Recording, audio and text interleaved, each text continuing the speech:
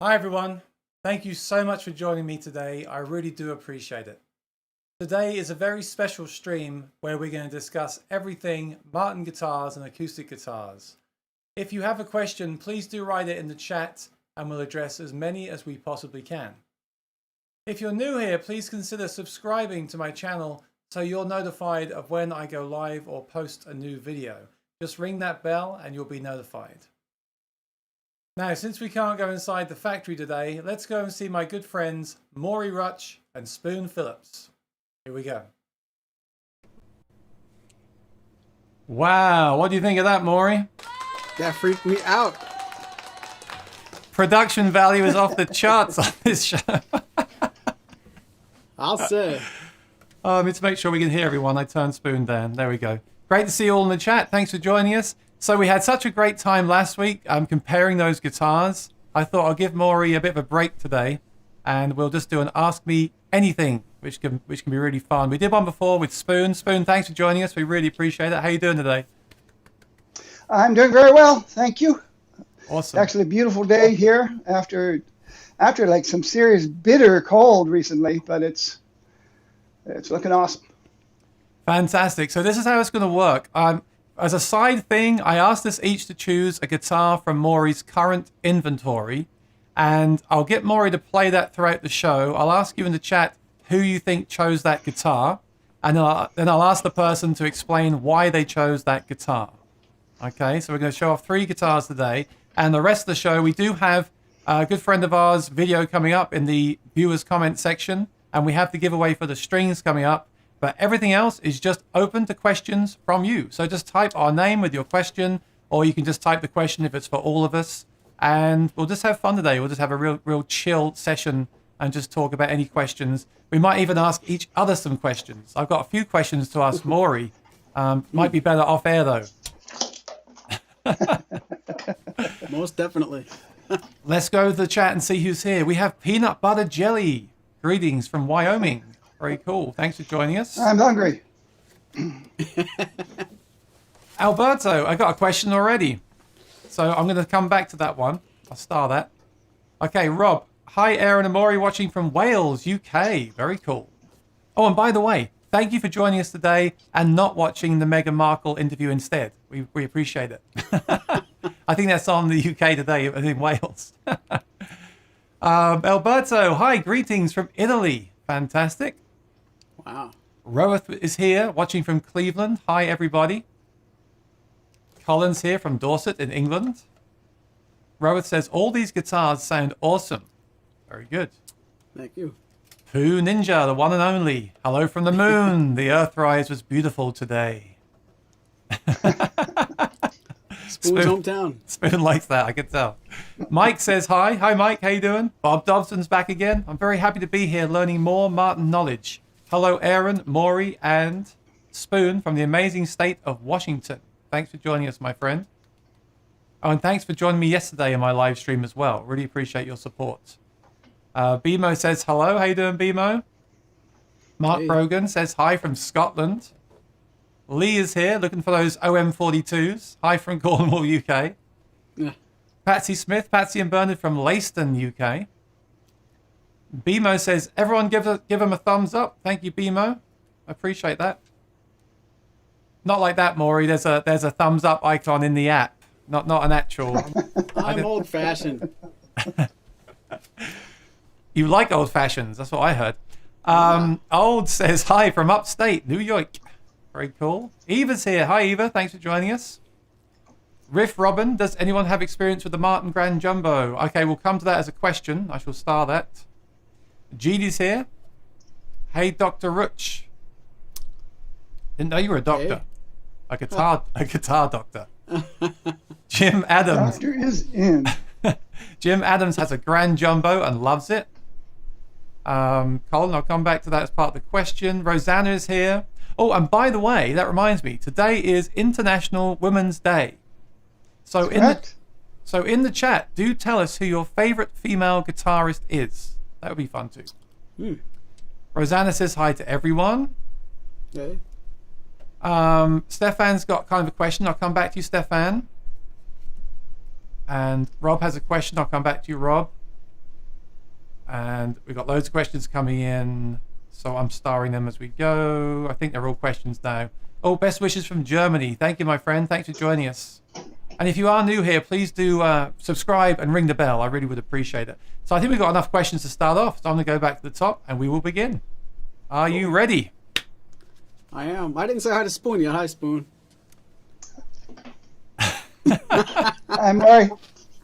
So Maury, if you don't know, Maury is a Martin authorized dealer in the USA. So he's our dealer for today. Spoon is just full of knowledge about the history of Martin guitar, everything Martin guitars. And I've done a lot of research on my channel, especially about acoustic guitar pickups and electronics and things like that. So between us, we should have a chance at this. All right, are you ready? Riff Robin. Okay, I'll put this to Spoon first of all. Does anyone have experience with the Martin Grand Jumbo shape? I'm considering that body shape. So what are your thoughts on the Martin Grand Jumbo shape, Spoon?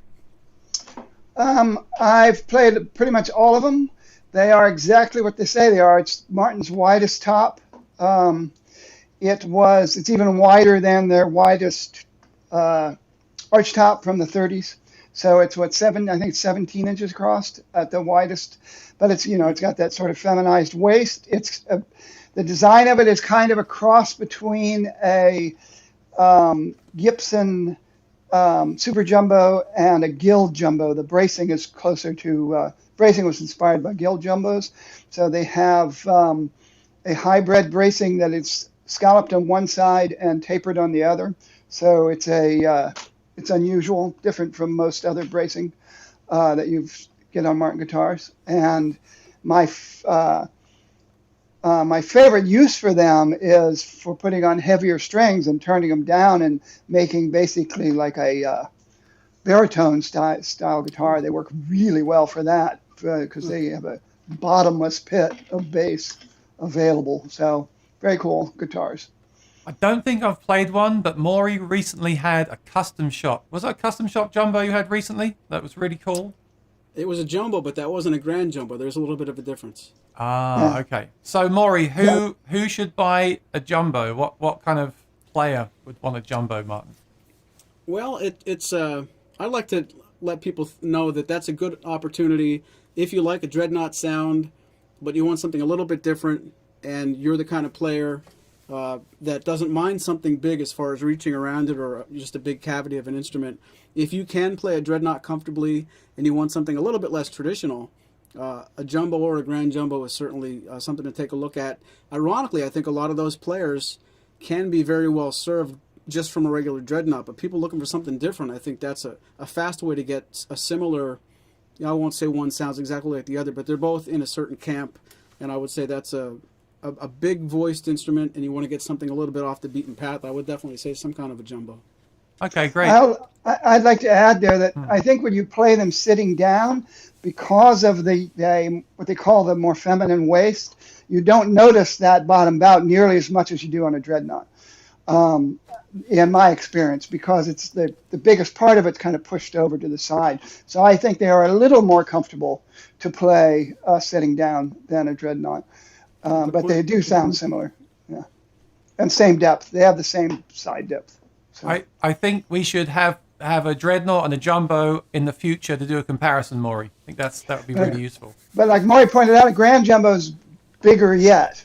Yeah. And so they're definitely their own thing. Yeah. But I'd like to hear them. I'd like to see them and hear them back to back in a direct comparison myself. So we'll think about doing that. All right. Thank you for your question. Our next question is from Stefan. Very controversial. So I'm not going to answer it. I'm going to put this to Maury and Spoon. But I do read this a lot on Facebook and the forums, and I'd like to get your opinions on it. Remember, we're not affiliated with Martin. This is our own opinions on this show. This has never happened to me, but I know it's happened to people. This is the question. I love Martins, but we can't ignore the low-quality bindings. So many Martins from a newer era, 2010 plus, get loose bindings. What are your thoughts on this, Spoon? I've never seen a modern Martin with loose bindings. Okay. That being said, every Martin I ever saw in Arizona that spent its life in Arizona had loose bindings, at least a little bit, because it's so dry out there. And I'm talking about the old guys playing in the bars in Flagstaff and in Phoenix. And that humidity can be the lack of humidity can be really hard on solid wood guitars in places like that. But as much as I've heard this, I've never encountered a Martin with loose bindings made since 2010 or really any other time. I've never actually seen one in person other than some old D28s in Arizona. Me neither. So but I haven't seen it, but are you saying then the humidity is a factor? Because I do see a lot of people are not humidifying enough and they get cracks and things like that. So well, I'm saying it's certainly possible, but I wouldn't necessarily, you see this a lot. I would be skeptical that this happens more to Martins than Gibsons or more than Martins than anybody else who's using some kind of polymer binding. Okay, let's ask Maury. Maury, have you had any problems with this ever since I've only ever had. We've been in business since '03, and I've had probably less than a half a dozen people complain about it directly, as far as our customers reporting it back to us. That said, I do see a lot of chatter on the forums, and I believe, every time you see it, I believe those people are going through it. I don't remember getting a real official answer, but I think when it was most complained about, maybe going back a few years ago, when I did, point one of the forum posts towards my rep at the time, he said there, and I'm paraphrasing from memory, so this could sound a little bit unofficial. I think there was a batch that gave Martin some problems. When I say that, I could be misremembering a little bit, but from my memory, Martin knew about something that maybe guitars from serial number this to this were more prone to it, and it was repaired. But I can't really speak to the. I'm sure that's still an ongoing problem. I heard that too. Currently. Yeah, I can mention something about this. There was it was the people who make the glue changed the formula without informing Martin, and so that was something they had to do to adjust that for Martin. And so it wasn't just bindings; it was also bridges. That some people were complaining about bridges starting to come loose a little bit like that, and it actually I was told it had to do with a batch of glue that the manufacturer, had changed the formula without informing their customers. Be careful with forums, because obviously everything there is concentrated, and I've seen this from all brands. I mean, any brand can have a guitar that doesn't have enough glue on the bridge and it comes off. But I think also make sure you're humidifying and keeping guitars in cases in the right conditions, because obviously if the wood shrinks, then the plastic binding is not going to shrink, right? So you want to keep it. You want to really look after things. And the other thing is, if it really concerns you, and again, it's never happened to me. Knock on wood. If it does really concern you, there are some models that do not have that binding, right, Maury? There's the Modern Deluxe has maple binding, right? Yeah, or the 15 series with no binding. Right. So there's an option for you if that is a concern. But between the three of us, I don't think we've experienced that. So that's a good thing. But yeah, I do read that online a lot. But don't worry too much about what you read online. Just make sure you humidify and take care of the guitar. That's what I would say. Okay, Rob. I use Ecamm Live. Congratulations. It's a great piece of software. Look at our wonderful screen today. Don't we look clear and handsome? I use Ecamm. I have a Gibson J45. I'm looking to hook up for live gigs online. Okay, so any advice on technical setup? I have an Apogee and GarageBand and a Behringer desk. Maury has a Behringer desk as well. Can you give us a quick overview how you go live? Because you go live and perform once a week on Facebook, right? Can you tell us about that and a very quick overview of your setup? And Rob, if you want more information, we actually did a whole episode for Ecamm on their YouTube channel about this. So go and check that out later on as well. But Maury, what's your kind of summary of your streaming setup? Well, thank you. And Aaron makes a good point. Please reach out to me back channel, Maury at maurysmusic.com, and I can send you a link to that, and I can also help you further than just talking here really quickly. But in a nutshell, I'll go into a Behringer X Air 18, and I have that actually connected to an old 2009 iMac that's just using the mixer interface, so I could use a mouse. And then I have a MIDI foot switch that lets me go between different presets like drive for vocals, a little bit of effects for guitar with a lower volume.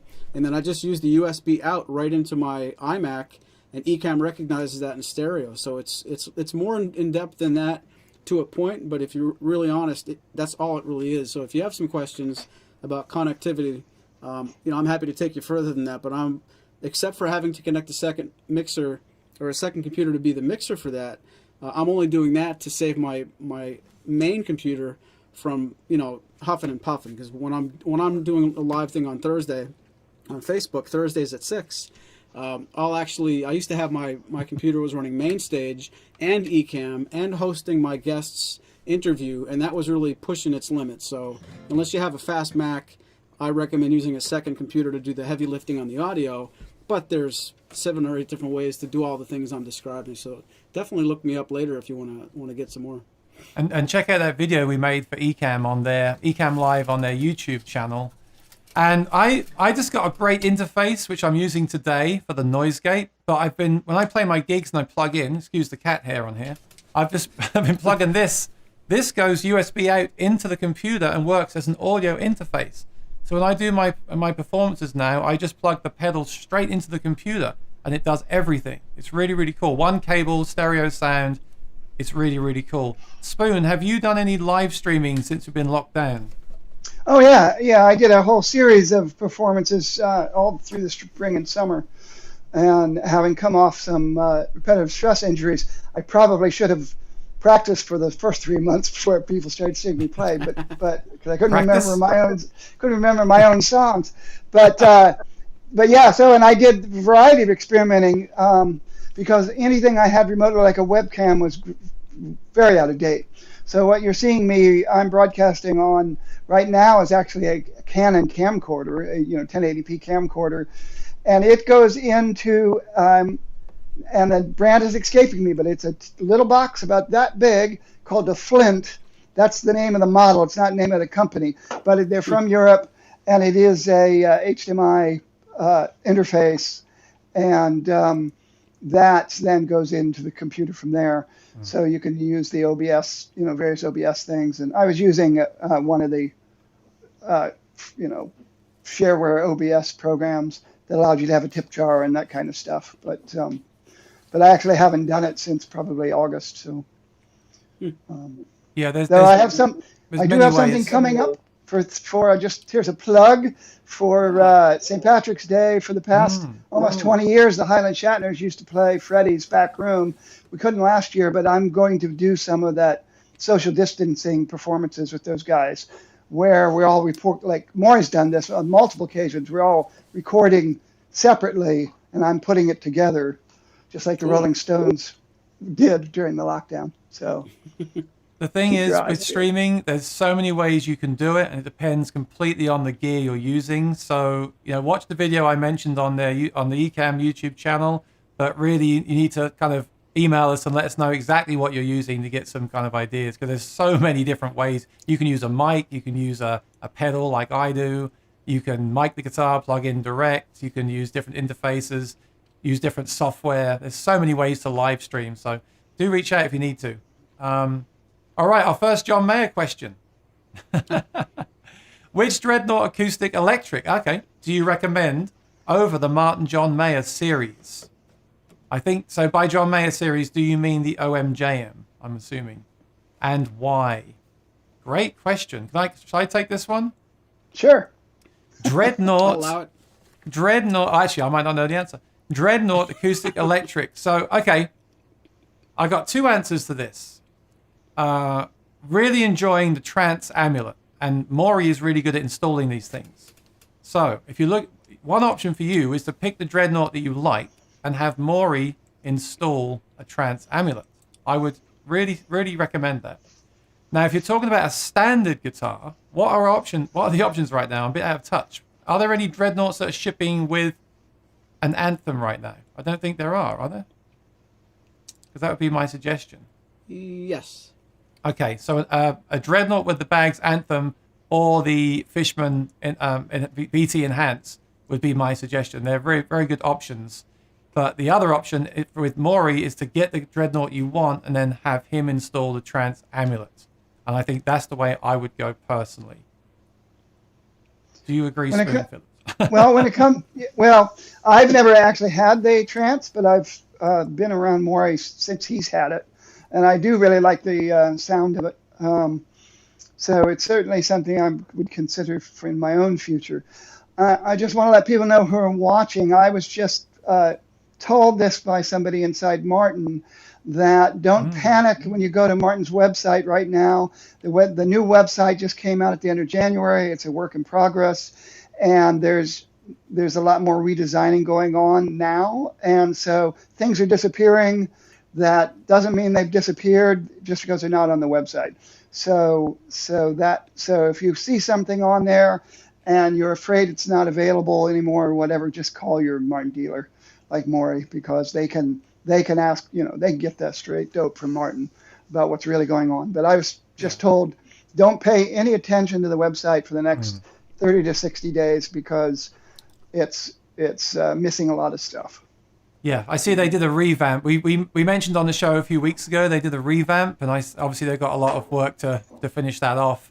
I didn't mention either, though, the other option is to just buy a guitar. You can always install an Anthem or something later on, from a local repair person or something. You don't have to make a decision right away.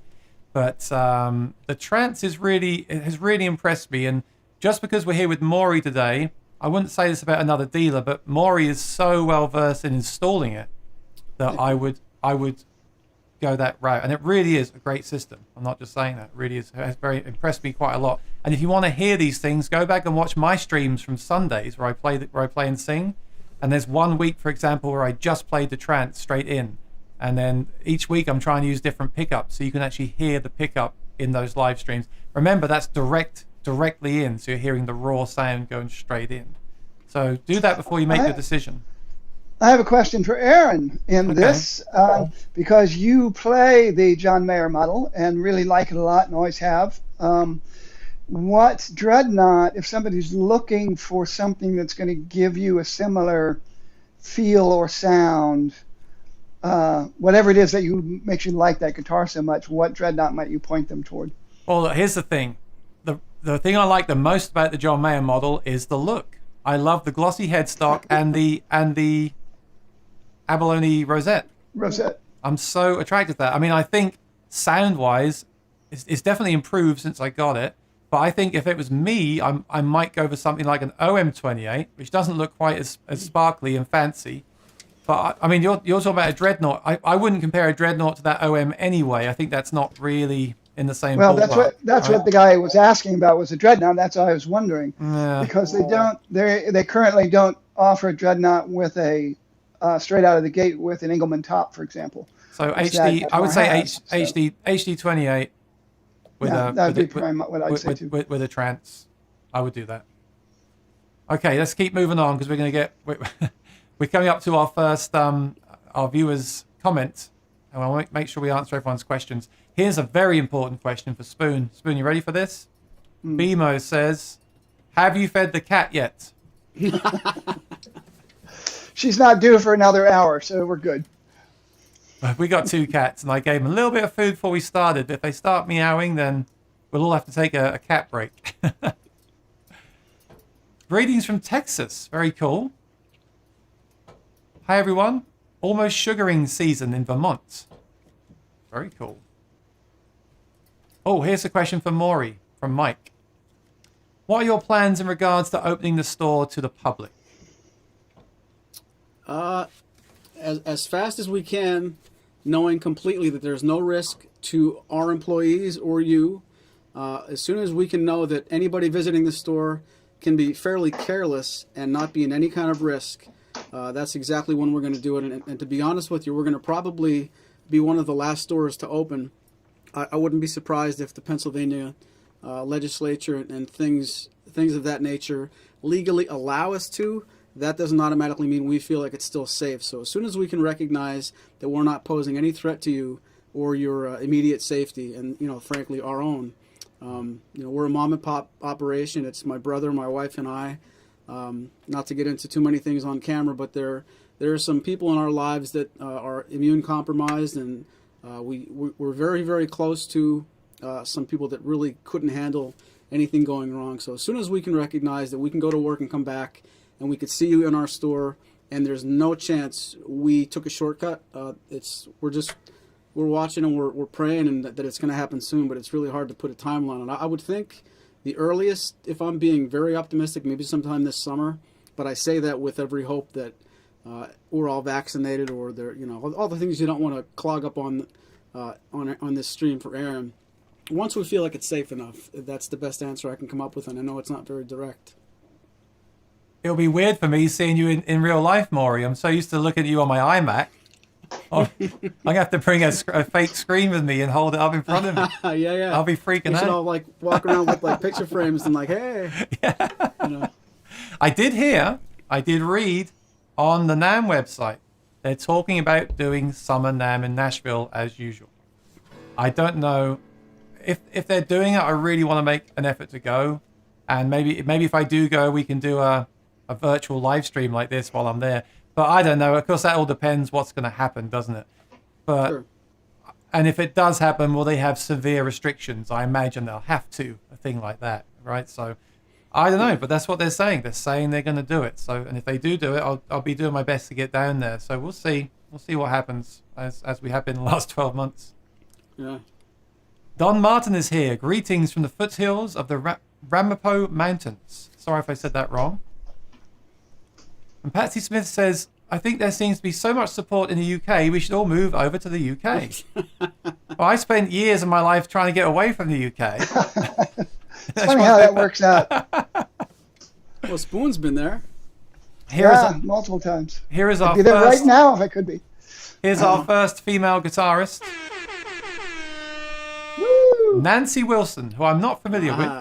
Can someone tell me who Nancy Wilson is? You young fellers, I swear. She's in Heart. Or she was in Heart. Yeah, I know. Very cool. I'm waiting to see if somebody says my favorite female guitarist, but we'll see. And by the way, today is not just International Female Day. It is International Women's Day. It is the 110th International Women's Day. Ah, So it started in this day in 1911. Never mind that. It's also Tony Phillips' birthday. Oh. Which also was in 1911.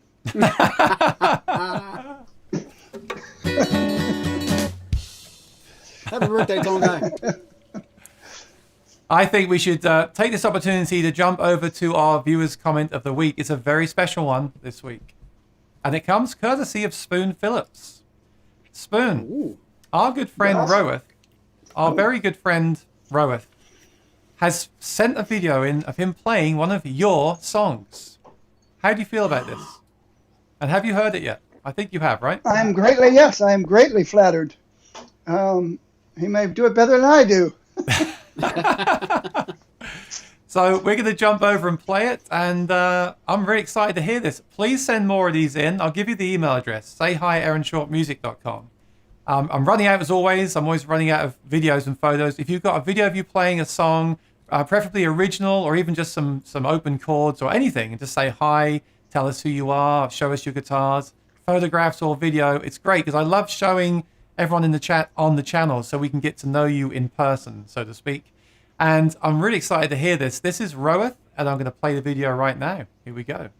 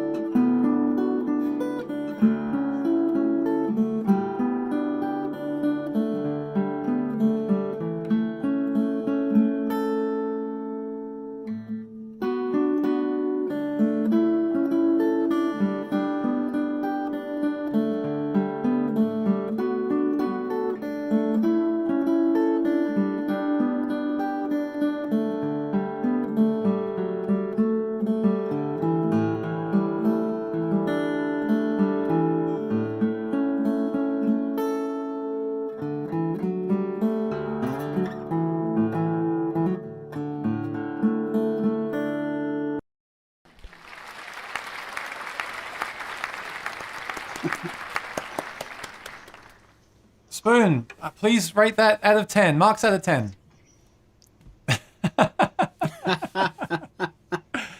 I'm just That's kidding. crazy. That was amazing. Great playing, Roeth. Really, seriously, great playing. I'm really, really impressed. And isn't it great after all these months to see Roeth playing? He sent pictures in the past sniffing guitars, showing the Sandhole Sniffer merchandise, which of course I severely appreciate the support. But to see you playing the guitar like that is fantastic. Thank you so much. Really great. I do have two questions, though. That was really impressive. But number one, was that really an Aaron Short Music logo on his wall? I'm impressed by that. And are we sure? I don't mean to take anything away from him, because that was really a good performance. Are we completely sure, be honest, that that wasn't Spoon in a Roeth costume? Possibly. That was good. That's how good that was. And what a compliment to Spoon that he learned and performed your song. Isn't that great? Yes, well, and I'm surprised. I didn't know you were going to put this on here while I was on here. But yes, in fact, he has been very encouraging to me and very helpful as I have been, because he has been using the tab and helping me get the tab in a accurate, so it's accurate, so we can get this, so I can offer it on my website. So yeah, it's really fun. It's really great, and I'm greatly flattered. So. And if you enjoyed that song or that tune, go and check it out on Spoon Phillips' website and purchase an album for yourself. Lee's favorite guitarist, female guitarist, is Taylor Swift. He might be kidding. I don't know. I never know with Lee. I think we're going to take a break here, and I'm going to have Maury play the first guitar. So Maury is holding a guitar. Let's have him play it. And in the chat, can you guess who chose this guitar to be featured on today's program? Take it away, Maury. Here's some Taylor Swift.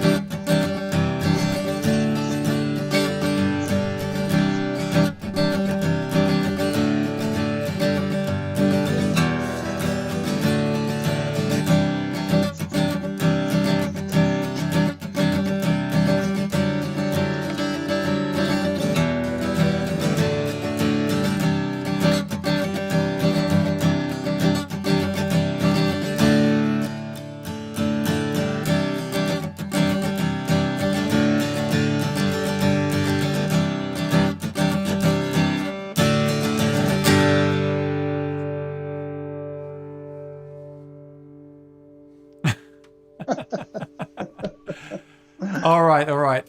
Let's see if anyone guessed who chose that guitar. No one guessed. Well, I will reveal. I chose it. Dun dun dun. Why would Aaron choose a V-neck vintage guitar with some wear on it when he likes brand new shiny guitars with thin necks? Is the question. Well, the answer is I want to ask Spoon a question that I think about quite often. Not too often, but fairly often. This guitar that Maury has is basically a golden era reproduction, right, Maury? This is like a vintage. I'll just show it on the screen.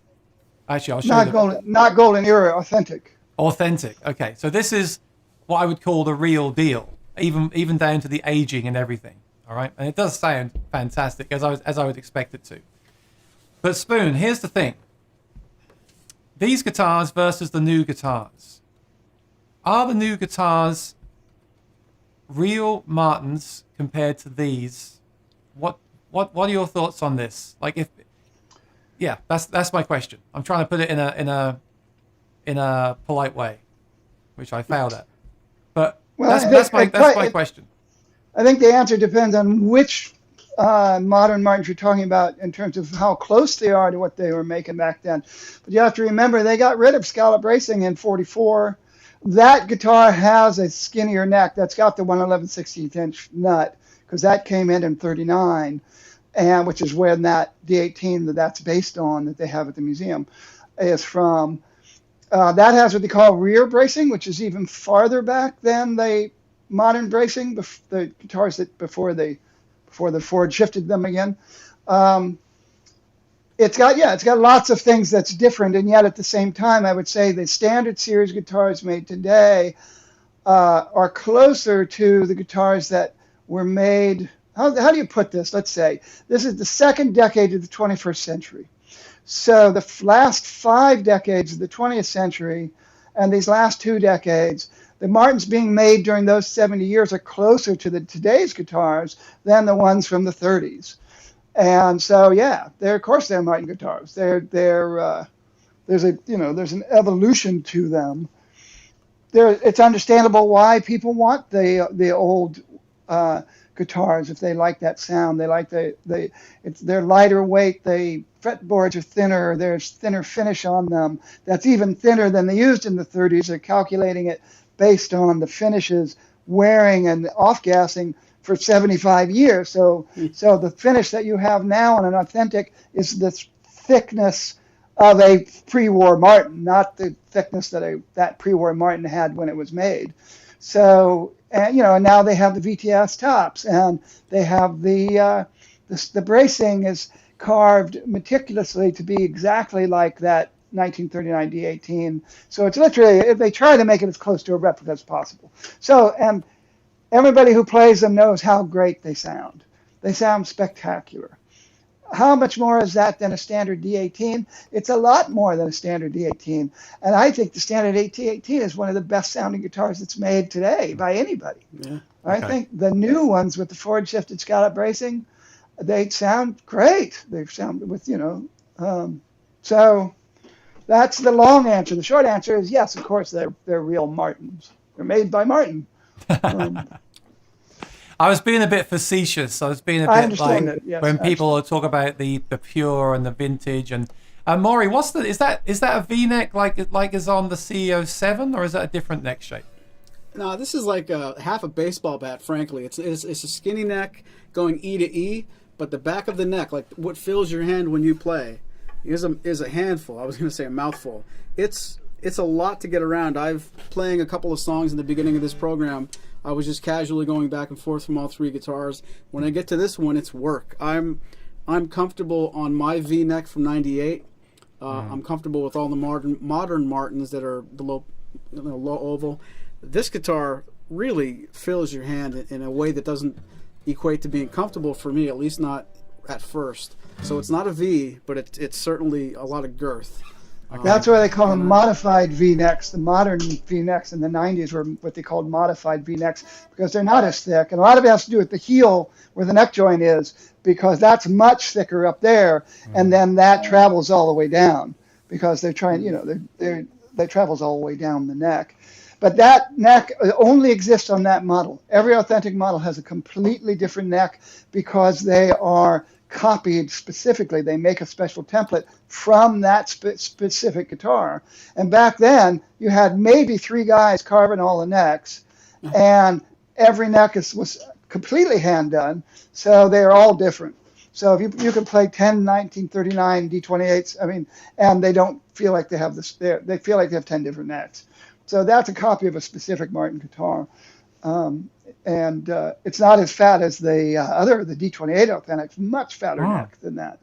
Wow. So yeah, and it's also 1 3/4 inch, which helps make the girth bigger. So probably not for me because I do like the smaller necks, but that's the kind of guitar, Maury, that I'd like to own just because of what it is. Just because. Yeah, it's a really cool thing. A lot of people feel it's worth it because of the sound. They like the sound so much they're willing to put up with the pain to play it. Unless you have big hands. Some guys have big hands. And I do, but I still like the skinnier necks. I love the OMJM neck has really grown on me, and the whole narrow nut thing isn't an issue for me anymore. I like it quite a bit. Yeah, that's a cool guitar though, Maury. What's the exact model name of that guitar? It's the D18 Authentic 1939 Aged. Aged, okay. And I wonder, we have to move on, but I wonder, could I buy that guitar and then shave the neck down to a modern neck? I wouldn't recommend you shaving it down, but I can certainly hook you up with. I can hook you up with retired Martin employees that would do it for you, including the guy that made the original D18 Authentic. So he'd do it for you. Spoon is connected. I like it. All right, let's What a move guy. on. That was my choice, and it sounds great. We'll move on to the next question. Peanut butter jelly. Do any of you guys have a preference between the CEO7, CEO9, or something like 0028? Well, that kind of follows on from what we were just saying. Like, I owned a CEO7 briefly, and fantastic guitar, but the neck was a bit too chunky for me, so I would go for an OM28 kind of style guitar. Do you agree with that, Spoon, or what are your thoughts on your preference between those three guitars? Well, the CO9, CO7 have the same neck. It's got the Golden Era style heel, so it's a little tubbier than the normal modified Bs, which I kind of like. They're a little rounder, so it's less of a point, in my hand anyway.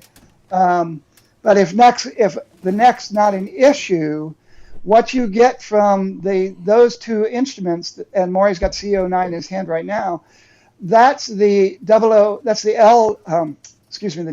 L. It's the long double O shape. So it's a 14-fret guitar, but it's got sloped shoulders. So you get a kind of a fatter sound similar to a 12-fret triple knot. The size is in between a 14-fret double O and a triple O. So you're getting a bigger body than an actual 14-fret double O. So if you're afraid of not having enough bass in a double knot guitar, if you want slightly out of balance and more of a bass boom, then these guitars are ideal for that. What would your personal choice be between those three models if you could have one of them? Well, I have your issue. I couldn't have either of the CEOs because I can't play those necks anymore. I used to play that exact neck on my favorite custom for years, the short scale triple knot, and I had to sell it to a friend because I couldn't play them anymore. But I really love the CEO sound. It's me too. I like the CO7 sound. That's mahogany with Adirondack, but the all mango wood body is really unique, and it's a great choice for somebody who has other guitars and is looking for something different that sounds really warm and marvelous. I played the CEO9 in Manhattan a year ago, and the day before I got my CEO7 from Maury, not a year ago, longer than that, but I had a feeling that the CO7 is a little bit brighter, might be the wrong word, but a bit brighter than the 9. Would you agree with that? Or a different kind of description? Yeah. Not only is it a spruce top, it's an Adirondack spruce top, and particularly brand new, that's the brightest spruce of all of them. Yeah. So yeah. Yeah. And it's also mahogany versus mango, which is a it's not a particularly hard wood, but it's definitely warmer sounding in the mids than you get out of mahogany. Maury, quick question. If you could choose the CEO7, the CEO9, or was it 0028, which would you pick, personally? It'd be a tough call. I'd probably say 0028, but knowing that I already own an OM28, for versatility, I would go with CEO7, so I had more variety in my collection. But if I didn't own a guitar yet and I was just getting one guitar, I'd probably say 0028. Yeah. I agree. I will say the CEO7 for its size is just an amazing sound. If you want a couch guitar and you're okay with that neck, then don't even hesitate. It's a great guitar. Really, it sounds amazing. So I'll pipe in for the regular double knot 18. I think they sound much bigger than you think they are. And just like the OMs, they sound better out when you're hanging over them. They don't sound as impressive as when you're sitting in front of somebody who's playing them. They really leap out in the room. Isn't that frustrating that the guitars sound different out the front? I'm going to invent something. I'm going to invent a guitar reflector that bounces the sound back into. And I'll tell you, there's lots of people out there who'll buy it rather than sitting in a corner, but sitting in a nice corner does the exact same thing. Good point. Sit in the court facing the wall. All right, I got a question for Maury. Is it possible to get a progress report on a custom built from the Martin Custom Shop? Will they give you an update on the progress of the build? Before the pandemic, they weren't great at doing that, but they would do it if you're really pressed. And nowadays, honestly, no. It's if something's late, they will certainly reach out to the dealer, and the dealer will, in good faith, reach out to the customer. But along the way, we just had a conversation with our rep not 2 weeks ago, because more than a couple of our customers are really asking. And I actually have a couple of potential customers who want to do a custom, but they want to be promised they will see reports along the way before they get involved. And the unfortunate truth of it is the time it would take them to stop production and go find where your guitar is, report back to the dealer, stops them from building the guitar itself, and they are so woefully behind in production that they just won't do it. And it's not similar. It's not just custom shop, but actually production too. There are times we're begging our rep, listen, something's 3 or 4 weeks late. Can you please let us know what's going on? They really have to concentrate all their efforts to building. And it sounds silly because you're only one person asking, but if every dealer has 7 people asking every 2 days, and you just picture what that would be, Martin just can't afford to take that kind of time right now. And it's not a nice answer, and it's not something I ever want to relay to somebody looking for an update on something they put good money down on, but it's just something they can't afford to do at the moment. The waiting is the hardest part. I would just suggest that if somebody really wants to do that they write customer service themselves with their serial number or their order number or whatever, if they can get it from their dealer, because you might get lucky and the customer service person might run it up the hill, and somebody up the hill might say, oh, it happens to be right here. Yeah, we're looking at, it's on schedule or whatever, but there's no guarantee that's going to happen, but it couldn't hurt to ask. So. And some of the problem there, Spoon, is that a lot of those customer service guys aren't at the factory. People are working from home. Oh, that's true. Nobody's at the factory anymore. That's true. They're all working from home. So, that's true. But you're right. In spirit, you're right. But I feel terrible giving that kind of news, but it's true. The most frustrating thing is you got to wait all that time, and then Maury gets to play it before you do. That's not frustrating at all. I know it's hard to wait. When I was at NAMM last year, they announced Neural DSP released this new guitar amp modeling pedal multi-effects thing, and I put down a deposit to get it. That was last January, and they just emailed to say they're shipping in like a week or two. So that's a long wait. It's gonna be great. I'll be unboxing it on the channel. It's gonna be a cool thing, but cool. Waiting that long for something, I've never ordered a custom shop, but I can only imagine how it is waiting to get that guitar. So if you do order one, share it with us on a video, please. In Chris's defense, he's not complaining about waiting, but while he waits, he would like to know if things are going okay, and that's a really fair question, because nobody's going to say back to Chris, be patient. He is being patient, but he would like to know some information at the same time, and that's what breaks my heart, because a year ago I could just go to Martin tomorrow and get some inventory, and while I'm there, not necessarily say, everybody stop what you're doing and give me an answer, but you would just casually see somebody there, right, and they'd say, hey, while you're here, glad I saw you, and things would happen, and it's just unfortunate. I wish it was a better answer, really. Yeah, no, I get it. BMO's favorite female guitar player is Ellen McElwain. I've not heard of her. I just Googled her. She's a female singer-songwriter. Are you familiar with Ellen McElwain? I am actually not, no. So thank you for educating us. We can listen to these singers later on tonight. Well, now I'm curious, because my choice is based on their guitar playing. There's plenty of women artists who play guitars whose songs I admire and who I like as performers and all that. That's not the same thing as your favorite female guitar player. So I'm being picky today. Great question coming up next, which again ties into my OMJM. I thought about this just today. Scott F. Hi guys, I've heard Spoon speak about the importance of the dovetail neck joint, but has he ever done a true apples to apples comparison, like a comparison with a hybrid brace 16 isn't the same? So I want to know this as well. This whole thing about the simple dovetail and the true dovetail. Have you ever done a back-to-back comparison and actually heard and felt a difference? But there isn't one from Martin, because all M&T neck joints all had the hybrid A-frame brace, because you needed that A-frame to hold the neck on. That was part of the two braces that came up to that skinny little sliver of a neck joint, and the bolt. That was all part of that assembly. So you couldn't have an M&T neck joint and traditional Martin bracing. The 16s were traditional Martin bracing with the addition of the extra bracing and the bolt. So you really couldn't do that. However, all you have to do is you could play something like a Santa Cruz next to a Collings or a Husson Dalton. Then you're 3 different types of neck joints, 2 of them bolt on, but then the neck rods are a little different. but the same thing I hear from Martin compared to bolt-on necks like Bourgeois, I hear from the other dovetail makers like Gibson and Santa Cruz. So it's just physics. You have a really big, thick piece of wood going down into a solid neck block, and that has much more surface area to transfer energy to, as opposed to a really skinny little thing about the size of a 9-volt battery. And so, or something that's not even going into a neck joint, that's just doing that and has 2 bolts coming into it. So you're just talking about totally different physics. The real question is, why wouldn't it make a difference? Because, I mean, how could it not make a difference? Because you're talking about just different physical realities.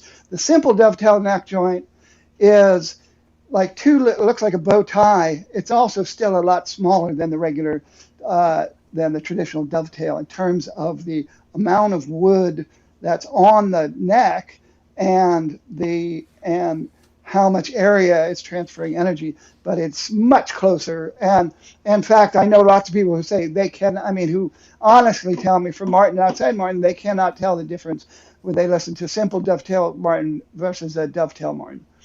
And for me, it's just a matter of, it's much subtler to me, the difference that I hear between them. So it's miles different compared to the M&T necks, as far as I'm concerned.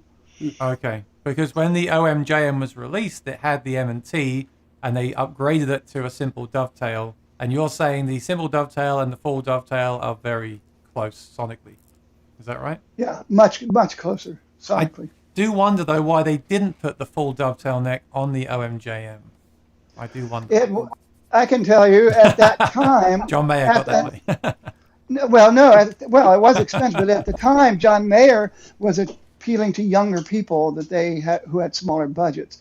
He and the Sean Colvin, there were a couple of other limited edition, special edition signature models that had the M&T neck joint.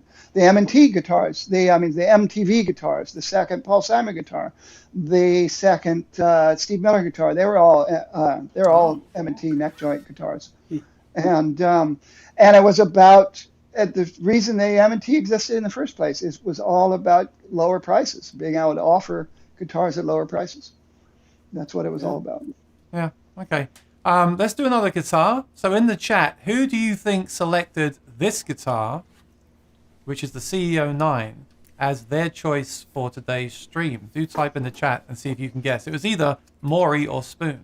Take it away, Maury. Might have been Taylor Swift.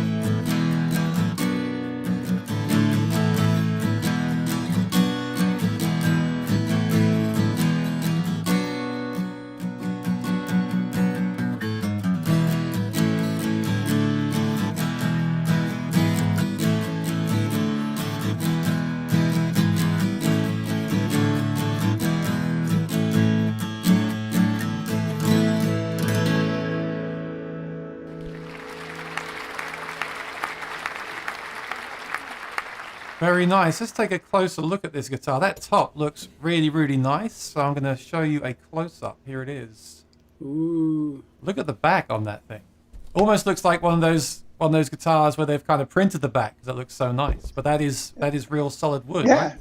That's a good call, Aaron. It looks almost like ferns or something, or plants, or something you'd see like in a Tiffany lamp or something.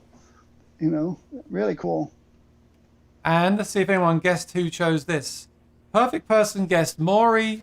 Chazza, I'm afraid, no, this was Spoon Phillips.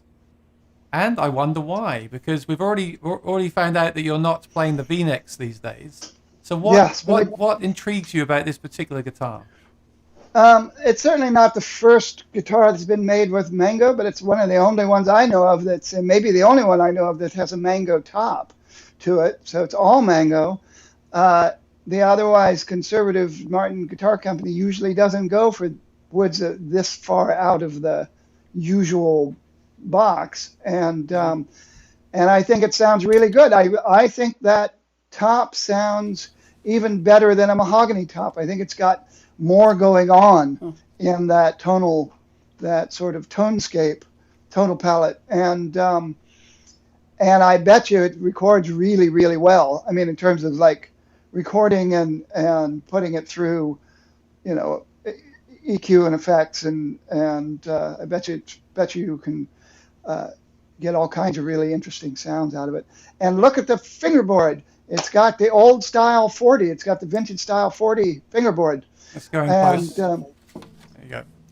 so like the old triple knot 40s, double O 40s rather, that were the like top of the line fingerstyle guitar in the 20s and stuff, had that fingerboard pattern. Of course, they were 12 fret guitars, so it definitely looks different on a 14 fret guitar, but still really cool. I love the look of this. I prefer the look of this to the 7, and yet I prefer the sound of the 7 personally. I like this. This sounds more. This is more of a mellow sounding guitar, if you like that kind of thing. It's very mellow, and I think it would work. That's why I think it would appeal to people who already have their rosewood and their mahogany and their maple guitar or whatever, and are looking for something mellow. Okay, well, thank you, Spoon. Hold that thought, because I have a question for you. Good evening from Vienna, Austria. Can you be so kind, probably Spoon, and tell me something about the sound differences between the 0015M, 0015M, and 0015SM 12 fret version? Well, I think Maury could say it as well as I can. Bass response. That's the major difference. On a 14 fret double knot like that, you're going to have very even response from all 6 strings. And the triple knot is going to give you a bigger bottom E and a bigger A string. The 12 fret double knot gives you the biggest bass of all, and it's a bass that really swells out and encroaches in through the mids and fattens up the whole voice. So that's how I would put it. How would you put it, Maury? Yeah, I mean, I really couldn't disagree. I do think that you're going to get more bass. I think the 0015M, I'm going to really go out on a limb and be dangerous when I say I'm not totally sure what it's really, really good at that the 000 can't do. If somebody, and it happens quite often, somebody asks me, which one should I get? The 00 is really a great finger picker, but the 0015M is a great finger picker too, and the 000 can really strum better. So depending on what you want, I honestly don't see a real gigantic benefit from going as small as the 00 unless you want to know you have the smallest one as far as comfort. And frankly, I don't find a 000 so uncomfortable that I'd go to a 00 for it. So the 00 is really a niche. I think the 0015 is a very satisfying instrument for both strumming and fingerstyle. And then you just get more bass, like you said, from the 12 fret. The fact that the body, is bigger to reach that neck joint. I think the 0015 SM is the best. You also strummer, get You also get a bigger neck on the 12 fret too. It's a 1 3/4 inch nut, and right. And I think I know the traditional 12 fret. This is interesting. I don't remember now. Traditional 12 fret triple knots are long scale guitars. But I don't remember if the 15 is or not. But I'm pretty sure it is. So it's a long scale guitar versus a short scale. I had a roommate for many years. She was a guitar teacher. She's now back at her alma mater at Berklee College in Boston. But she played a double knot 15 for ages. And while she was here, and her best friend, who's a journalist who has written for all the big guitar journals, Fretboard Journal and Guitar Playing Magazine, whatever. She a multi-instrumentalist musicologist. She also has a triple knot 15, and they're very different. The one woman is got big long arms and a big person. The other one is really, really tiny pixie, and they both like the comfort of it, of how it fits the body, and also the double knot, triple knot. Your hand's just a little closer to your body because the body is just a little bit less long. So if comfort's a thing, if you're a smaller person, if you're on the petite side, the double knot's definitely a good possibility. But as Maury said, they're not really that different. Thank you. I haven't played any of them, so thank you for the information. Jim says Emmy Lou and Bonnie Ray play an SJ200 or a Guild. Yep. Thank you for the female guitarist. There's a lot of them. I should have made a Spotify playlist. But when Emmy Lou's band leaves and she's alone on stage, they bring her an OM42. Oh, really? Don't you love sponsorship deals? Lee says, okay, I know Lee's looking for a Purple Martin. I don't know what the Purple Martin is. So what are your thoughts on a Purple Martin D41 Cocobolo? Will it hold its value? And Maury, can you start by telling us what this guitar is while I look for a picture on Google? And then Spoon, can you tell us what you think about it holding its value? Well, it's a really interesting limited edition, and I've only ever seen two of them. One at the Martin NAMM, exhibit, and then we had one here, and it's really, it's like if you dropped a D42 in a blender full of pearl and ornamentation, it's over the top as far as being really, really pretty. And it's been such a long time. I'm so afraid to. Lee and I were talking about this off channel. I'm afraid to really give an opinion on a guitar. I haven't played it so long, and I haven't played enough examples of them to really let somebody run towards it or against it. But I remember being extremely impressed by how it looked and sounded. But man, I would love an opportunity to revisit that because it's been such a long time. I will show you a picture. 1 second, Spoon. Here's a picture of a Purple Martin.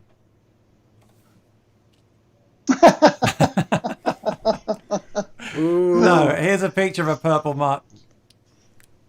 There we go. Excuse me. Looks like bear claw, incredibly expensive. Is that Engelmann top? Looks like it's got the. That's a lot of bear claw for Engelmann, but you may be right. I know that they were there. That's not the first Purple Martin model, so I don't remember. I think first Purple. It is Engelmann, yeah, bear claw Engelmann. I think the first Purple Martin may have had an Adirondack, but I might be wrong. The first Purple Martin, I think the back and sides might have been Oregon myrtle or something like that. It was an unusual wood, very figured wood. But, and of course, I think isn't Purple Martin Pennsylvania State bird? Maury, do you remember? That's why. I was going to say, sounds like a rare bird.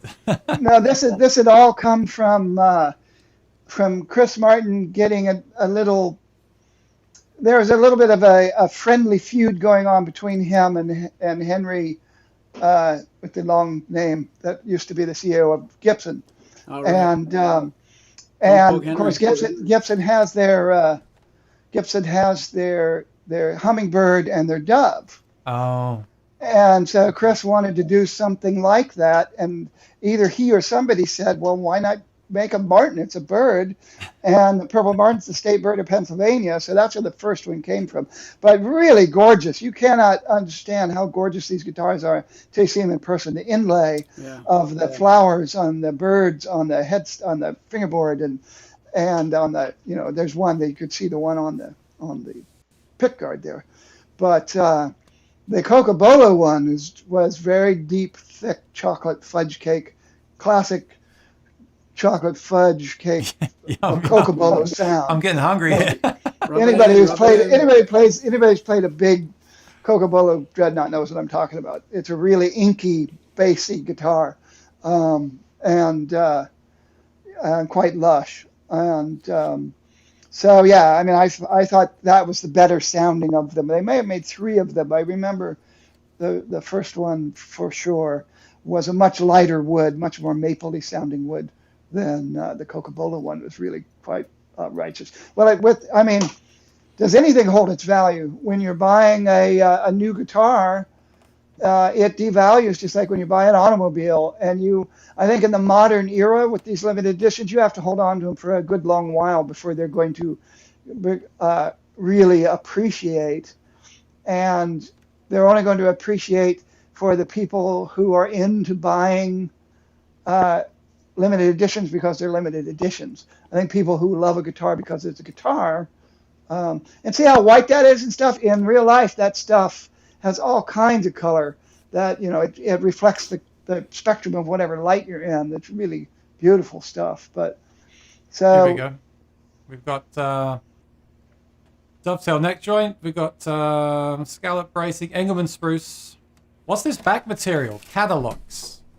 Cadillocks. Oh, it's Cadillocks back. Is it Cadillocks back and sides? I Yeah, just said what it was is that? Cocobolo. So this is the Cadillacs one. This is not the Cocobolo one. There is one made of Cocobolo. Yeah, there is. So this is the Cadillacs. Cadillacs is it's a tropical American wood, but I don't. I'm pretty sure it is. I don't remember now where it comes from. Addy but, bracing. Yeah, nice. Yeah, that's not the. There is one made of Cocobolo, but Maury, have you ever yes. sold one of these in the store? I just snuck a jelly bean. I thought I was off camera. he's chewing his tobacco. I had a little bit of fudge cake there for a second. Don't choke. We did sell one of them, but it's we couldn't get our hands on a second one. They were that hard to get. That's not the one you went to Manhattan with and went to Applebee's, is it? No, but it's funny. My sister just texted me this morning. She said, what was that story about that guitar you sold in New York? That was the OM45 Deluxe. But no, that the Purple Martin we sold here we shipped it, but it never left the store. You know. I've been thinking about this recently too. The whole holding value, like the way I sold my retro Martin, thinking it wouldn't hold value because the pickup would become outdated, and now I see them online for double what I paid for mine. And I think something like this, which hasn't got any technology in it, it should do. My only concern is that it's so expensive to begin with. Is there like a ceiling where, I mean, hold its value? Yeah, I would assume so. I don't know. And the used thing can always change at any time, can't it? Especially with what's happening right now. So I don't know. Lee, if you want it, I'm sure your wife will buy one for you because she buys you any guitar that you want.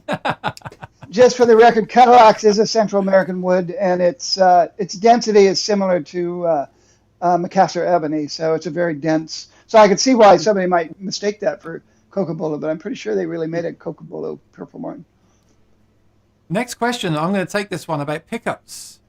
If you have to, and I just happen to have this right here. Look, I'm reviewing this tomorrow. The Baggs M80 soundhole pickup. But actually very good. And I used this yesterday on my stream. If you want to listen to the stream from yesterday, when I play the HD28 from Maury's Music, I used the Baggs M80 in there, and I'm pretty impressed. I'll watch out for a full review on that. But he said if you have to choose between the M80, and it has active or passive mode, which is kind of cool, or the Rare Earth Blend, which would be yours and why? Well, here's why did I take this question? Because I'm reviewing this one for LR Baggs. So now I've just dug myself into a hole.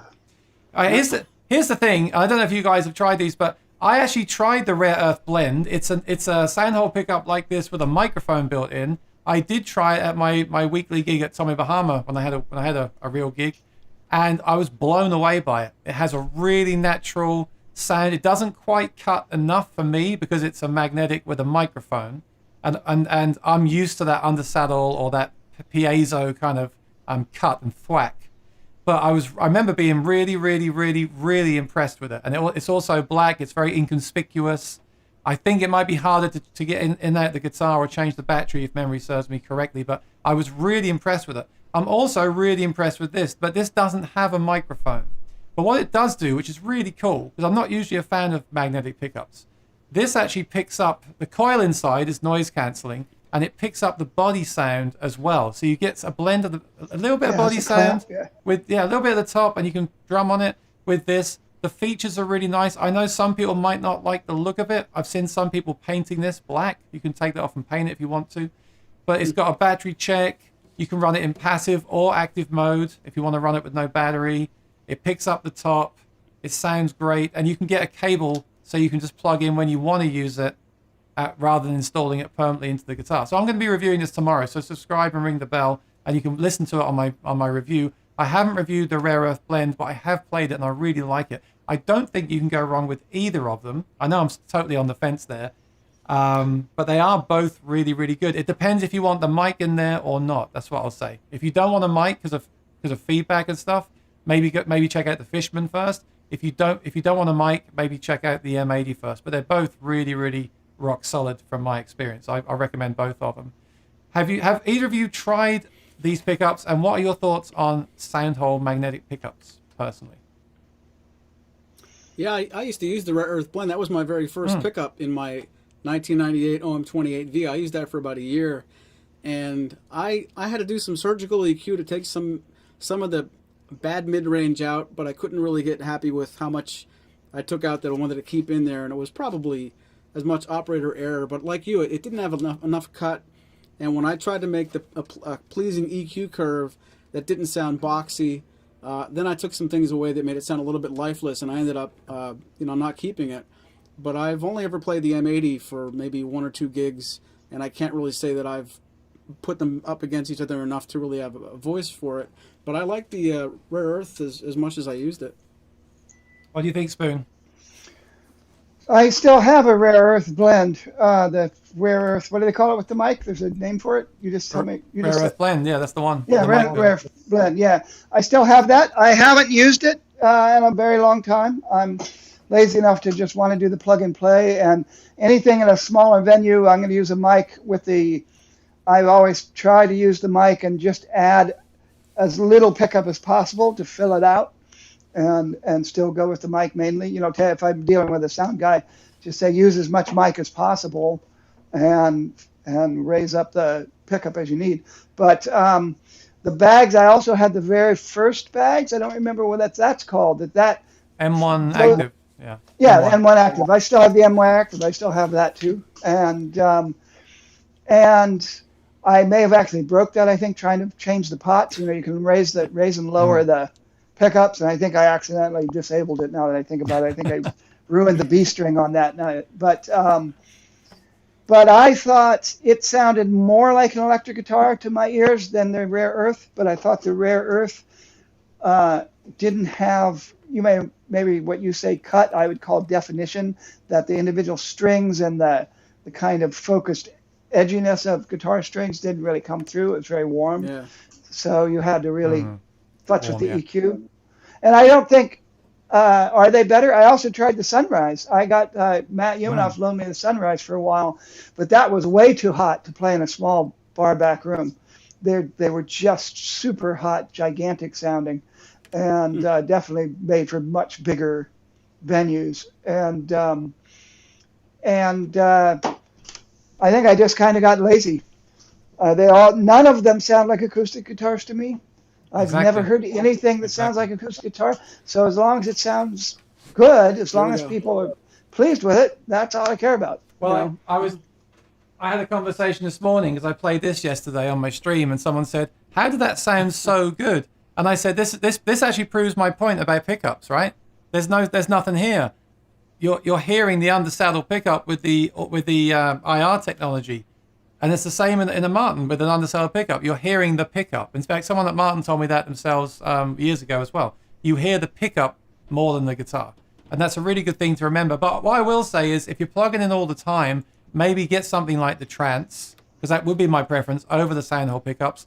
But I've got to say these days, if I was buying a guitar that I wouldn't be taking on stage very often, but I wanted to plug it in occasionally, I would go for something like the M80, because it allows me to use it. And in fact, for full transparency, yesterday I also ran it through the new VoicePrint DI, which was adding a bit more depth as well. Oh, cool. So I would do something like that if I wanted to plug in, say, a D42 on occasion, and then you haven't got to put anything in the guitar. You can keep it completely natural. When you take it out, it's all completely natural again.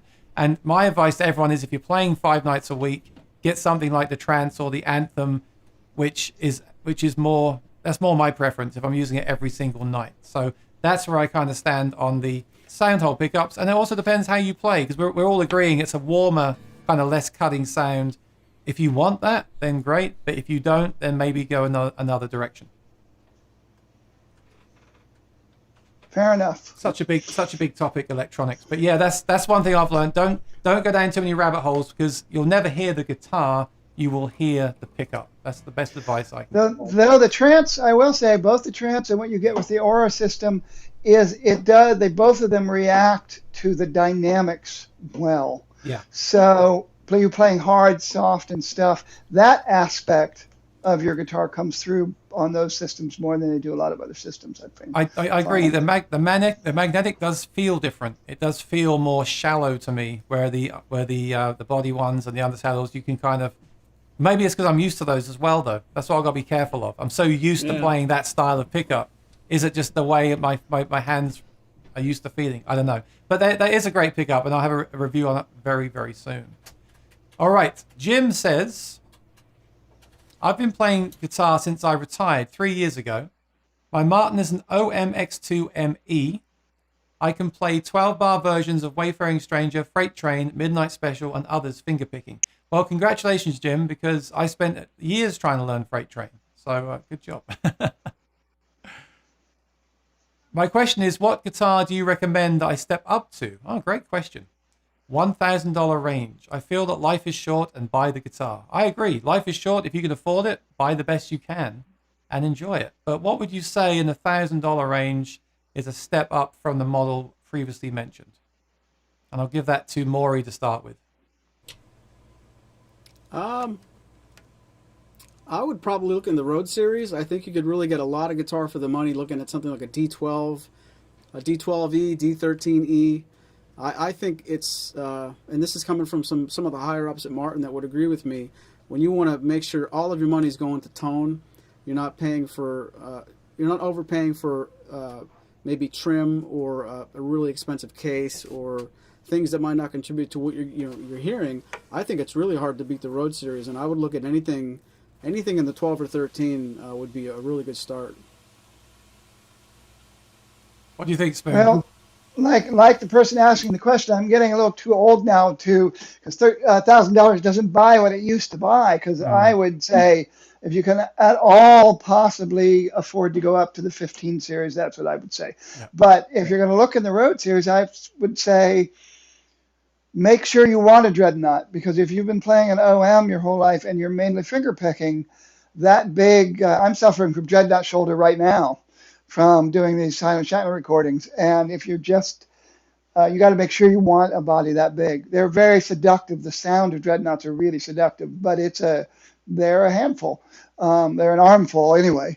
And so I would say maybe look at the Grand Performance size if you don't want the exact same thing, but there's certainly nothing wrong with an OM sticking with the OMs. But yeah, the Road series, best bang for the buck.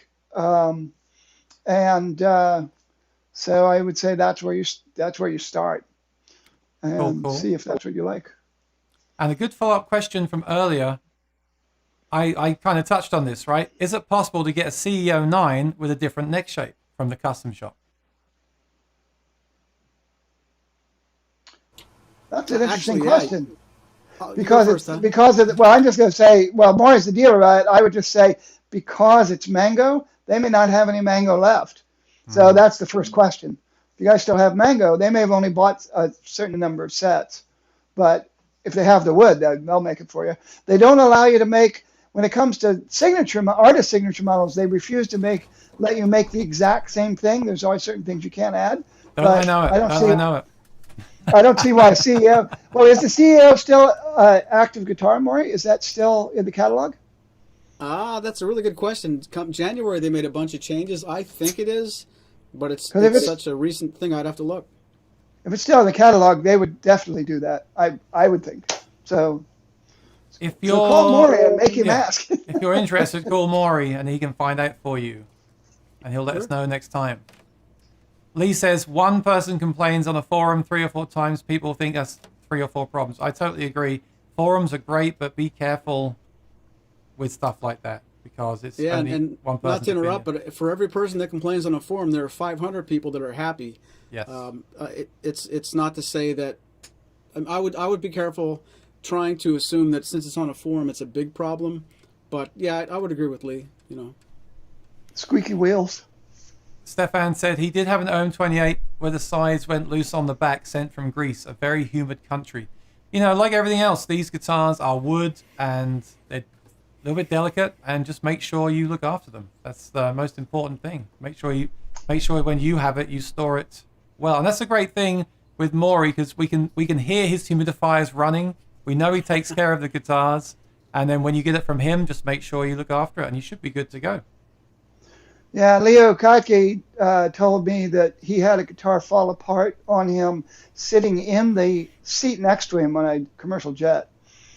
and this they've changed in the pressure, whatever it was, and Wow. and then and he said, and this was an American-made guitar, but I think it was made by a small luthier.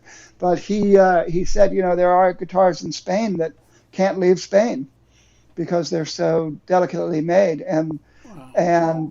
and Martin is one of those companies. They're trying to keep things at a certain level of tolerance, but they're trying to make them as light and responsive as they can, Yep. and they really do zero in to get as much resonance as possible. So these are not the front room of Guitar Center guitars, and you really have to respect them for that.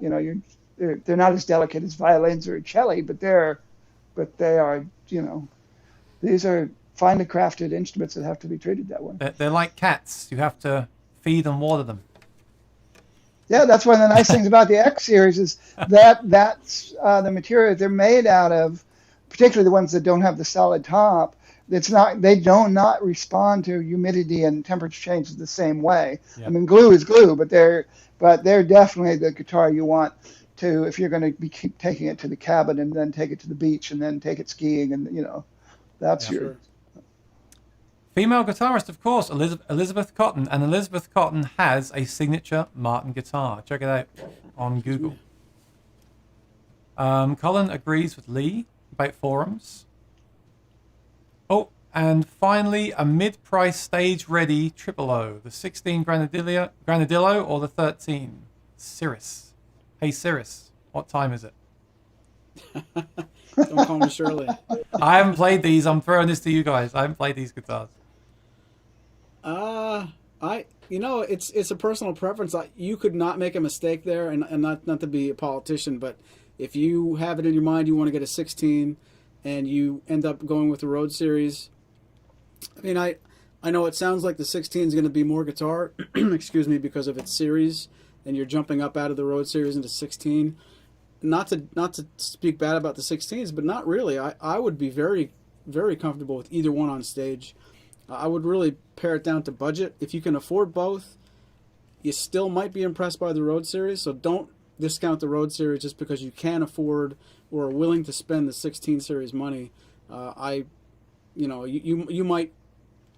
might get the opinion that there's more resale in the 16 series slightly, but I wouldn't be surprised somebody looking for a great stage guitar likes the sound of Cirrus more than the Granadillo and vice versa. It's just, I would shop pretending that they're both in the same series, because don't let the 16 have an advantage just because of its price or its stature, and maybe Spoon would disagree. Only because it's you, I will disagree. No, it's it is. I think it depends on a couple of things. It depends on a couple of things. So I would recommend that you look at Maury's site or some other. Go on YouTube, someplace where you can hear both guitars that are recorded in the similar environment, because sound is what's going to matter most because they're so similar. But I would think, from my memory of them, that if you're a big strummer, you're probably going to prefer the 16. Granadillo is a very thick, warm-sounding wood in the low mids and the mids, and the Cirrus is going to be a little more open. And if you're more about ring and chime, I might say go for the Cirrus over the woollier, woofier Granadillo. That's be my. All right, thank you. Let's jump over for our third and final guitar, which must be Maury's choice. Looks like a very nice looking OM28. Maury, why did you choose this? Of everything in your store, why did you choose the OM28? I'll tell you the truth. I had some things to pick from, but I really just gravitate to this. These guitars just arrived. We picked these up less than 10 days ago. We brought 2 more OM28s into inventory, and I'm just that happy with them. We're just talking to a couple people on the phone earlier looking for guitars, and they asked my advice. There's a reason that I play an OM28V, and I own a music store, and we sell Martin guitars, and I still play an OM28V. I feel kind of validated, because if I was one of those players that just chased every mood that changed, and I like this and I like that, I would probably own 9 or 10 guitars, and I don't know which ones. Are you talking about me? I probably could be. I don't want to be like you that much, but I'm your best customer, Maury. you certainly are. You just, I don't care how many leave, just keep bringing them in.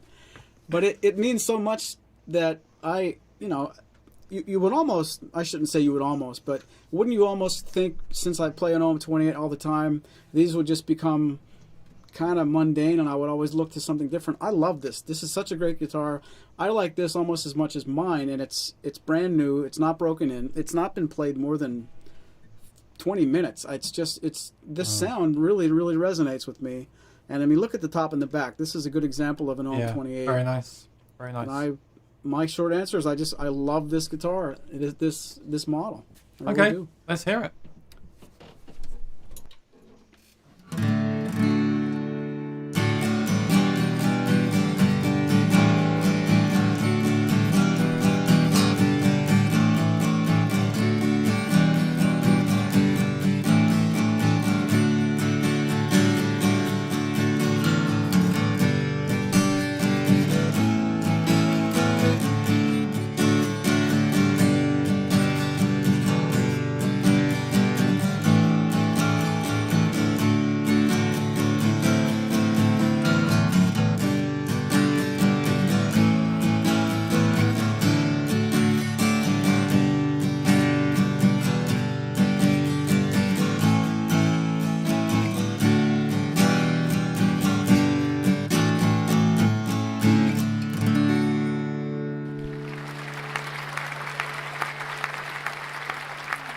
I get in trouble for saying it, but if you want a Martin guitar, you're on the fence. You just can't go wrong with a standard series OM28. I know it's a boring answer, but it's the truth, and I agree with what you said. Definitely. All right, let me see here. We'll do the giveaway shortly. We'll just extend by about 15 minutes if you guys are okay with that. And we'll so no more questions, please. We'll just go through the questions that we have left.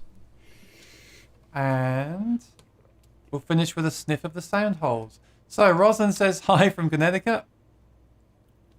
Good to see you. And let me just catch up to where I was. Okay, Vic says, I didn't want this show to be about this, but we did bring it up earlier. The binding issue is real. I have 2 M's in repair right now for binding separation, 13 and 14 models. Service rep concurs with Spoon's comment about the glue. So there we go. Yeah, I'd heard that too. I think I heard that as well from someone a few years ago. So that's good information. Rosanna says, Maury, what are your thoughts on someone from the UK? Oh, here we go. Put him on the hot seat. What are your thoughts on someone from the UK, i.e. my husband Lee, buying a guitar-shaped souvenir from Maury's Music while visiting the East Coast for a long-awaited holiday? Sure. I think that's an awesome idea. They could buy it for me, and it accidentally goes back to England with them because they forgot they had it in their hand. Okay. The official answer we have to say, Rosanna, is Maury only sells within the USA. I'm not sure if he has specific rules about, I mean, if you can answer this, Maury, if someone did come over on vacation and bought a guitar from you, are you officially allowed to sell it? If you know they're not from the States, are you allowed to sell it to them? What's your actual official stance on this?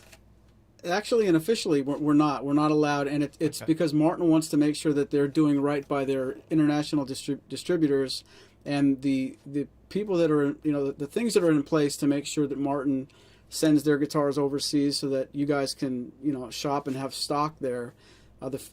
People in the U.S. taking those sales is just violating the spirit of a pretty important rule with Martin, and it's that's really the way it honestly is. I get it. So shop local and let us know where you buy it from and how your experience was. Okay.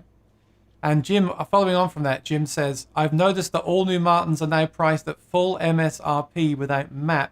We've had this question before. I was wondering if it was a lack of inventory issue or new MAP policy going forward. What's the official thing about this happening? That's interesting, and it's to really clear this up. I'll be careful that I say this the way that I should. In January, Martin revamped the entire pricing structure and policy. There is no more list price and then MAP price. Now it's just the price. And I know that might sound like, what kind of answer is that? Now you can follow the trend set by Taylor and Fender. When you go to their websites and you see a guitar, there is the price for the guitar. People aren't paying list price for Taylors. They're not paying list price for Fenders. They're paying, you can call it street price. You can take a while to get used to calling it something different, but you'd have to go back in time, back before January, to find list price and map price. If Martin is, all the prices came down on Martin's website because now they're showing you what the price should be for that guitar to sell. If you pay that price, you're not paying list. You're paying what all the big box stores have always charged for Martin guitars. Separate from that, and not to get too convoluted, with Martin being shut down for 4.5 months, prices of Martin guitars, at least in most of the times when we're doing mystery shopping, we have to figure out what our competitors are doing, so we remain in line. We can't be priced $500 too high or too low. The amount of time we're taking to see what other people are selling guitars for, in general, since Martin is not caught up with production yet, most Martin guitars are selling for the Martin website price these days. Discounts are really hard to come by because, follow my logic, if we have 2 OM28s right now, normally we'd have 9. And normally when we'd sold down to like 2 or 3 left, we would order 4 or 5 more. We can get them in a couple of days, maybe a week. So there was no fear of us ever running out of OM28s. We can sell them all day long, and we can price them a certain way. Nowadays, after we sell these 2, we might be waiting until 2022 to see an OM28. And I think a lot of other dealers are in the same situation. One specific sale of an instrument has to sustain a dealer a lot longer, I mean months longer than it ever used to have to. I can only speak for ourselves, but the price on Martin's website changed independent of the pandemic, but because Martin fell 4.5 months behind production, and everybody and their sister wants to play guitar now, the demand skyrocketed, the supply completely dried up, and the speed of which a store can replenish their stock is so slow. We're going to wait 6 or 7 months for 2 OM28s. You used to be able to get 10 OM28s in a week. That's basically the situation we're all in right now, unless certain dealers forecasted differently and kept ordering all the way through last spring and never missed a beat. Even those dealers are going to run out of inventory soon, and when they restock, it's going to take an awful long time. Would you say, I'm curious about this, the current climate and everything. Everyone said last year a lot of guitars were sold. So Fender sold more guitars than ever before during last year. Do you feel that now it's still, I mean, don't say anything you don't want to, but is the current climate still as healthy as it was last year, or has it slowed down a little bit? Well, and I'll let Spoon have some time with this, but the interest has not died down at all. But last year when we had 7 or 8 people every day asking for a standard series instrument, they're still asking, but now we can't get them. So it hasn't died down as far as what people want, but what the manufacturer can deliver has just, I mean, if I place an order tomorrow for an instrument from Martin, I guarantee you they're going to say April or May next year. And that's just, I mean, it's awful. They don't want to. Last week you picked up a lot of guitars, a lot of inventory. So how is that less than you would normally pick up? I don't want to go into specific numbers, no. But I'm just as we were talking about it on social anyway. Like, is that less than you used to pick up, or is that just a good week that you got lucky, or what? How's that work? Well, it's going to sound funny. It was a good week, but that was stuff we ordered 11 months ago. I mean, it's the timing of things. Now we're still going to see. I'd have to go back and speak with Lori, who orders for us, and see when she put orders in for certain instruments. What normally would happen, and you couldn't know if you didn't ask, we'd order things and pick them up all the time quickly. What's going to happen very soon is we're going to come up to that part in time where Lori's order last August Martin's not going to be able to make those guitars. We're running into the situation we're soon going to see Lori's orders catch up with Martin, and production can't deliver on it. So we're still getting old orders. Luckily, they're timing out pretty well. But it's still, the amount of guitars we got this year is still a lot lower than it should be. Wow. Yeah, thanks for sharing that. I appreciate that. Yeah, I don't know if it's fun, but... Yeah, it's frustrating for all of us, really, isn't it? I guess we've got to be just happy that we can still get guitars with what we've just been through, but it's certainly frustrating. But thanks for sharing that. That's very interesting to hear that as a customer as well. Pooh Ninja said, how do we get the muddy, phasey underwater sound from streaming with effects? Your streams always sound so clear. I don't know. I don't know why some people have issues with this on the Ecamm Live group. I don't know why. Ecamm Live sounds great to me.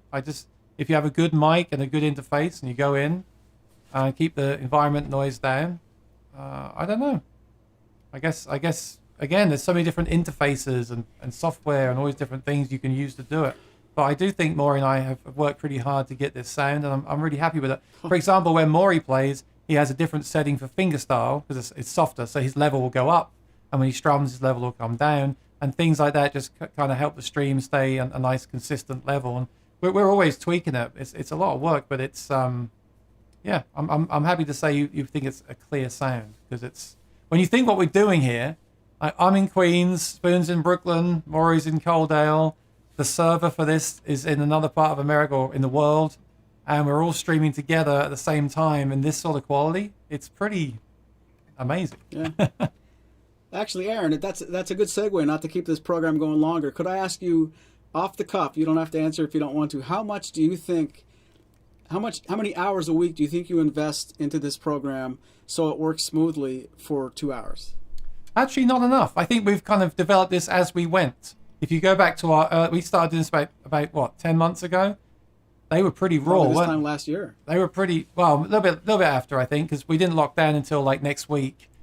But they were pretty raw. I mean, I'm really happy with this. I'm looking at Ecamm Live. I can see the chat. I can bring messages in. I can see the levels. I can see my scenes. I can see the screen that everyone sees right now. The quality, as always, knock on wood, is really nice. And you know, I've got my fantastic sound effects, like the sand hole sniffer. It's fantastic. So, no, seriously though, I'm really happy with it. But once again, this wouldn't even be worth doing without people watching. Thank you so much for joining us. Thank you to Spoon, because it's even better when Spoon is here. And thank you to everyone for watching, because without the audience, as with any performance, there's no gig or there's no program. So, I was kind of kidding. I've spent a lot of time over the weeks I'm always trying to improve it, and I want to make it better. That's why I got the graphics and I got the different images and things and show on the screen. And I'm always looking to make it better as well. My ultimate aim for this is to make it like a TV show. So you tune in, it's interactive, it's fun. And I think last week was really cool with the guessing of the guitars. I think it made a nice sort of interactive element, and the green screen I had, stuff like that. It really felt more kind of interactive to me, and I'm trying to make it more so like that, as well as vary it each week. Like this week we've got Spoon on, so we change it up as well. We're talking about doing different episodes, and sometimes we have a special guest on from Martin or someone in the industry. And I just want to keep it interesting for people that watch, really. But again, it's all about everyone watching, and you know, please, if you've got any friends that play guitar, please share it with them as well, so we can grow it even more. Really, really, really appreciate it. All right. Oh, Spoon's muted. Oh, sorry, Spoon. When did I finally found the mute button? When did I mute you? Like an hour ago. I know you've been looking to mute me since the beginning, and you finally figured it out. I was just, because I mentioned this before, and we were talking about the female guitarists. So I'll. Thanks, Maury. No, you did a great job. I certainly have a lot of female artists that I like, and if I was just going with females who played guitars, I could say Joni Mitchell and Ricky Lee Jones and people like that. But I will say it's actually Muriel Anderson, who's a spectacular. If you're not familiar with Muriel Anderson's guitar work, you have to check her out. I'm not. She's I got a lot of studying to do after this show. Yeah, she's primarily a classical guitarist, but she always has a showcase at NAMM every year, like a guitar showcase and stuff like that. So you'll have to check her out next time you get out there. I don't want to miss anyone, so we're going to do quick fire round, 10 words or less. Here we go. Maury, do you think Martin will do a 00 Modern Deluxe? Yes or no? No. Okay. Spoon, do you have any thoughts on the David Gilmour D35? Oh, I wish I could have seen it in person because it sounds Okay, that's 10 spectacular. words. 10 words, sorry. You can't keep it to 10 words or less. What are your thoughts on the D35 Dave Gilmour? Is that me or is it Maury? You. Or the cat. Didn't I just say or the that? cat. I think it was spectacular. I've heard it. Okay. I've heard them play it, but yeah. Okay, spectacular. I like it. Sorry, I'm just trying to keep it. I've still got more questions here. Maury, for a custom order cutaway, can I select the specific wood for my custom order? Is any discounting available on customs? No and no. Okay, well, see, Maury's really short. I like this.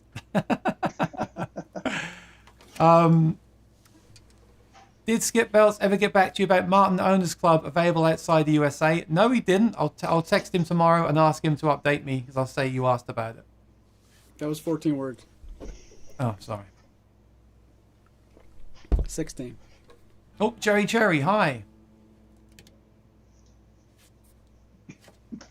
Do you all have cats? What are their names? Harry and Lily? Maggie and Lily. Nisa Honeybun. Just one. Pooh Ninja, stay safe, everybody. Corazon, greetings from Yonkers. Warren, hi, everybody. Pooh Ninja, Courtney Cox can shred. Ding, ding, ding, ding, ding. Oh, is that a different Courtney Cox? Leona Boyd. I got to make a playlist of these artists. Joni Mitchell. I love Joni Mitchell. Fantastic. Michael says hi. And Joan Baez. Oh, Rosalind likes Angela Petrelli, who's a Martin ambassador. And I was actually in her stream last week on the Fishman channel. And I said to one of our friends in the chat who was there as well, we should invite her on to the show. So I might do that because she's cool. And GMAC says, Spoon, is your favorite female guitarist Joni Mitchell? Tweren't. Muriel Anderson. Jack says, I've always liked Jewel. Hi, Stephen. Great compliment to Spoon. This is back when we played Roa's video. Don't worry, I'm almost there, I think. No, actually, I've got keep those answers short. Are there any tabs of Spoon's music available? Yes. tspguitar.com. And Rohit says, check out Spoon's website for available tabs. He's learning the Cyclist. Song 4. Bicyclist. I can't speak now. He's been riding the cyclist and having a great time doing it. Riding? I'm losing my mind. You can read it. Just got my first Martin last week. Favorite guitar, X Series special cover. Congratulations, Richard Gray Music. Nice to see you here for the first time. Please subscribe. Chazza says, hey. And 11 Martins over 45 years. Not one single binding neck or any other problem. UK temperature must be good. Hi, Chazza. Pooh had to go. Bye-bye, Pooh. Can't believe I'm saying that on a live stream. Question about the OMJM. Maury has one in stock right now. Actually, that's the one I was going to ask to see. I thought it might be weird because I've got one here, but it's good to compare. Hello, cat. Does the neck feel similar to a Strat? Depends on the Strat. Thinking of ordering one. I believe the nut and scale length are identical to American Pro 2 Strat. Yeah, I was reading the other day that Strats can have very different nut widths as well. So that's a hard question to answer, but it's certainly closer to a Strat than any other Martin, right? I would say. Yeah. Aaron, do you feel the newer Martins will age and wear the same way as the old ones? I don't know because I haven't played them as long as the old ones. No, I'm being facetious. I don't know.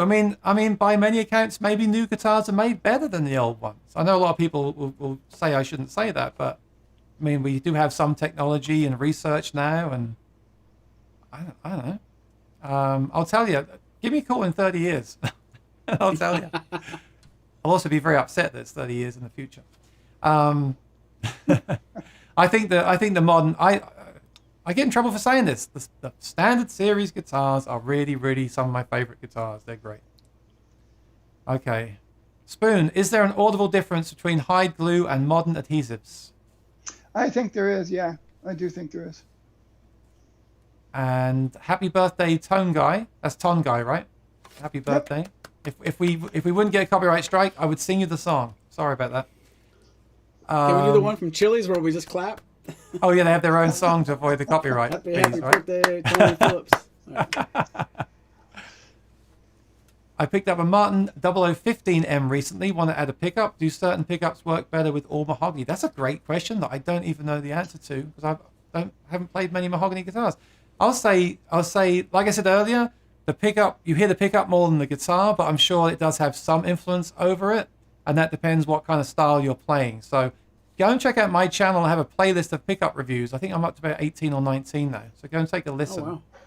And then shoot me a message if you need any help. I just recommended the Anthem SL to someone, and I got an email this morning saying they had it installed off my recommendation, and it's too bright for them. And I felt terrible, and I thought I can't handle this responsibility anymore on YouTube. But then I told them to get the tool and turn down the mic gain. That will warm it up a bit, and then now they're very happy. So that was a huge relief. Excellent, very good, excellent. I'm pleased about that. John lives in California. Can I order FMI? What's FMI, Maury? Fossilized mammoth ivory. Ah. It is illegal for someone to sell ivory to California, so no. Okay. Marco says hello. Don says the CEO 9 was for Maury. No, that was actually Spoon's choice. And yes, everyone's agreeing with that. Oh, a lot of people said Spoon. Good. Don't worry, BMO. I'll do that at the very end. I'm not gonna forget that. Don't worry. Happy birthday. Happy birthday. Maury, if you could choose one guitar that's been in your hands at some point to be the one and only guitar you could own, what would it be? No pressure. OM28. OM28 Modern Deluxe. Oh, wow. There's a curveball. Good night, Chazza. Don't forget to hit the like button. Yes, please like the show. It helps us with the algorithms. I have a CEO9. It smells great. Great, Roslyn. Different than my other Martins, and the wood is so pretty. Blonde back and sides. The front reminds me of Koa. Tommy Emmanuel plays a mahogany Martin. Do you know what model is that? I should do because I'm a huge fan. He just sold a lot of guitars, actually, recently. He sold a vintage D18. Might be a custom. It's got to be 0018 if it's not a custom, because that's the only mahogany they make. I'll look that up, Marco, because I'm a fan. The 41 is Addy. The State Bird used to be the Ruffled Grouse. Smells like a whiskey from Maury's shelf. Tommy plays Maiden. He does, but he owns other brands too. Oh, actually, if it was a mahogany topped Martin, it would be a 0017. He might have a vintage 0017, actually. The Purple Martin has Cocobolo Natural, has an Addy spruce top, Cocobolo back and sides. I thought I was thinking of Addy. Heavy Bear Claw Engelmann spruce and back and sides of Flame Myrtle. Myrtle, I like that word. Myrtle. Purple Martin models. Good job. One's a 41, one's a 42. Thank you. I was showing the D42. My bad. It's the D41 is Cocobolo. And Cadlox is a Mexican hardwood, like a brown ebony. A sustainable alternative to ebony. Very cool. M80 is the bag's best sandhole pickup. Yeah, I really like it. I'm not a sandhole pickup guy, but I'm impressed with it. Usually I just don't like sandhole pickups, but I like this one. So it's got to be a compliment from me. I'd only go with Fishman if I was using an Aura processor. Actually, the Aura doesn't work that well with sandhole pickups in my experience, but if you say so. The bag's M80 is more like a microphone tonally. Yeah, I think that's why I like it, but it doesn't feed back, so that's cool. I know I'm rushing here. Apologies. I know, but please see concerts of the trio Kings of Strings. I will watch that. Love Tommy Emmanuel. Met him several times. I'm sure he doesn't remember who I am. Perhaps he'll come on one day and talk about his Martin D18 vintage. Wow. He probably won't, but it'd be nice if he did. Doesn't Martin leave the specs for older models? I don't think they do they? You can't access specs for old models without calling up a friend at Martin, right? You used to be able to, but you can't. They don't do it anymore. Okay, Tom Guy does use the rare earth blend through an Aura pedal. I stand corrected. I never tried that. Bill says, what is cut? For me, that's that grit, that gritty sound that you don't get from a magnetic with a microphone. Bill, you know cut from bluegrass when a guitar can cut through everybody else. Yeah. So one of my friends once said thwack, the thwack of an undersaddle pickup. I like that. If you want a bulletproof guitar, try composite instead of wood. That's a great reason to get a composite guitar. Oh, Molly Tuttle, of course. Fantastic player. Oh, yeah. The 18. Oh, yeah. So many Absolutely. that I hadn't thought about. She's phenomenal. And Ton Guy said, Maury's talking about me. That's when you were talking about the people that buy too many guitars. Of course, that's not a real problem for Maury. I've heard nothing but good things about OM28, but I don't think I've ever played one. I think you'd like it, Roeth. I think you'd like that guitar. OM18 Authentic from Maury's store when that guitar first showed up. Also have an OM42. Very nice. Thank you for your business from Maury. Thank you for your very helpful replies. My first go-to reference have always been Burn Spoon's reviews. I need a bit of reassurance. I think he meant bin. Spoon, thank you for your insight you have shared over the years, including today. Hey, Spoon, West Ham won 2-0. Up the Hammers!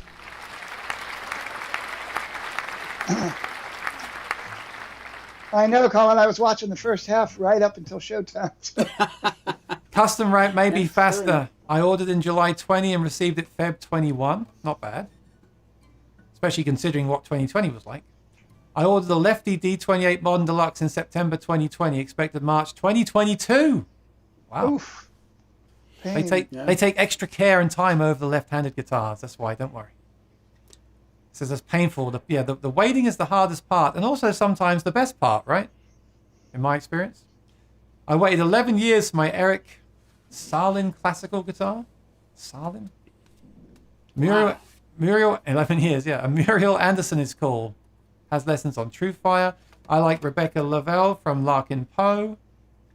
My cat is a muted calico named Mojo. Mojo's a great name for a cat. Love my Martins. I have a Taylor 716 pre-V class that sounds identical to my HD28 with mediums on it. Thanks, Aaron. Very cool. Jerry Cantrell.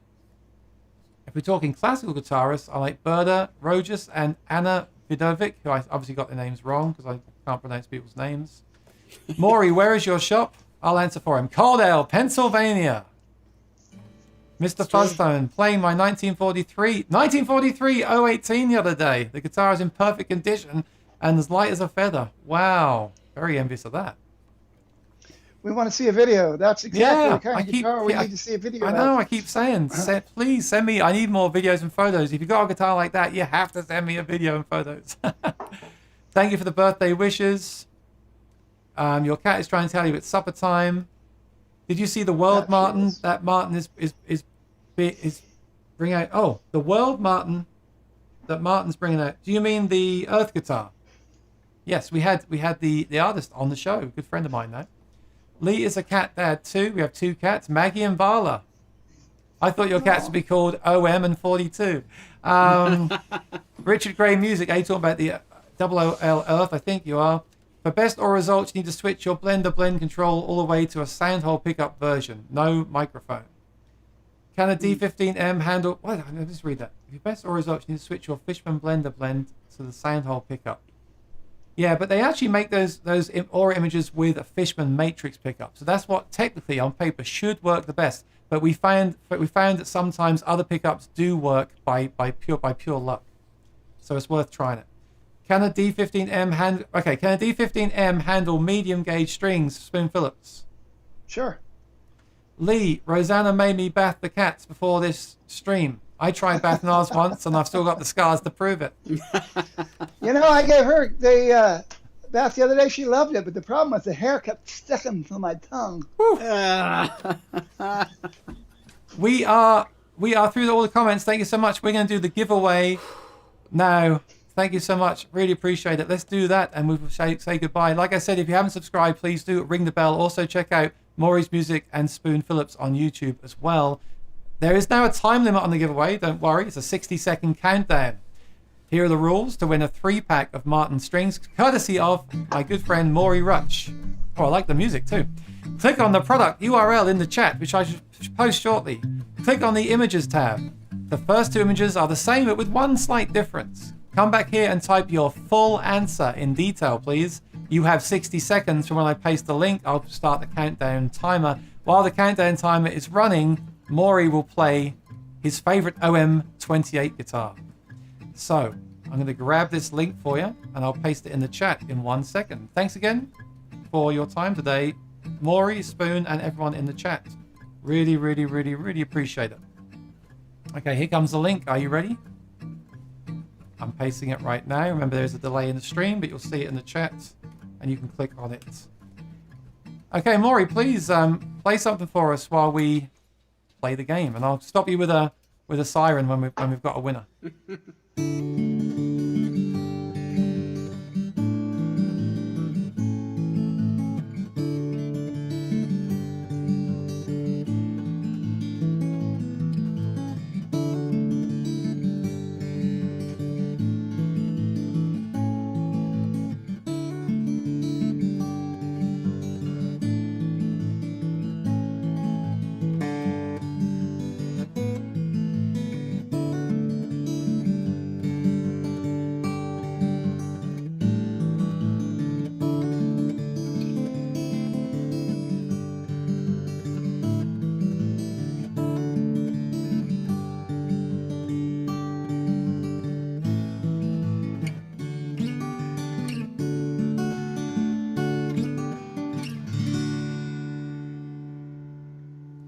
Okay, maybe 1 minute was too short. I think so.